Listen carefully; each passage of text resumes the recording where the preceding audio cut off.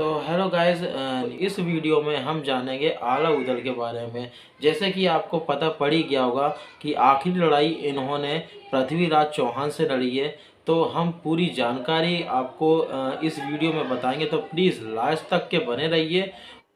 हिंदुस्तान का इतिहास वीरों और साहस गाथाओं से भरा पड़ा है, जैसे कि महाराणा प्रताप, छत्रपति शिवाजी, रानी लक्ष्मीबाई, पृथ्वीराज चौहान और जाने कितने ऐसे नाम हैं जिन्होंने इतिहास के पन्नों पर अपनी वीरता की छाप छोड़ दी है।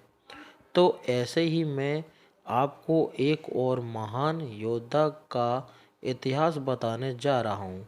तो हम बात कर रहे हैं बुंदेलखंड की मिट्टी में पैदा हुए दो भाइयों आला और ऊदल की। बुंदेलखंड की वीर भूमि महुआ में जन्मे आला और ऊदल दो भाई थे। आला और ऊदल चंदेल राजा परमल के सेनापति दशराज के पुत्र थे। बचपन से ही शस्त्र ज्ञान और युद्ध कौशल की प्रतिभा दोनों भाइयों में नजर आने लगी थी। इनके ज्ञान और बल को देखते हुए इन्हें युधिष्ठिर और भीम के अवतार के रूप में भी मान्यता दी जाती है। इन दोनों का संबंध छत्रवंशी वंश से जोड़ा जाता है। आला ऊदल की गाथा में दोनों को दशराज और देवला का पुत्र बताया गया है। बताया जाता है कि आला के पिता की हत्या के बाद ऊदल का जन्म हुआ था। चलिए अब हम देखते हैं। माँ शारदा के भक्त थे आला और ऊदल। आला बचपन से ही देवी माँ के परम भक्त थे। एक बार उनकी भक्ति से प्रसन्न होकर माँ ने उन्हें पराक्रम और अमर होने का वरदान दिया। आला और ऊदल की गाथा में इन दोनों भाइयों के स्नेह और एकता के जिक्र किया गया है। दोनों के बीच इतना प्यार और स्नेह था कि जब भी एक भाई मुसीबत में पड़ता था तो दूसरा भाई उसकी ढाल बनकर खड़ा हो जाता था।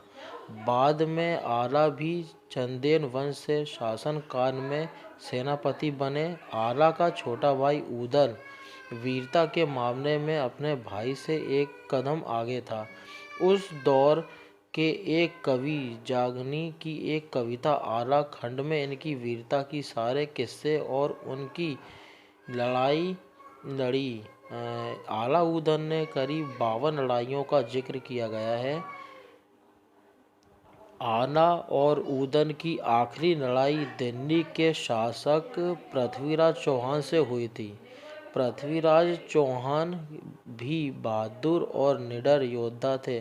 पृथ्वीराज ने बुंदेलखंड को जीतने के उद्देश्य से 11वीं सदी के बुंदेलखंड के तत्कालीन चंदेल राजा पर चढ़ाई की थी। उस समय चंदेलों की राजधानी महुआ थी।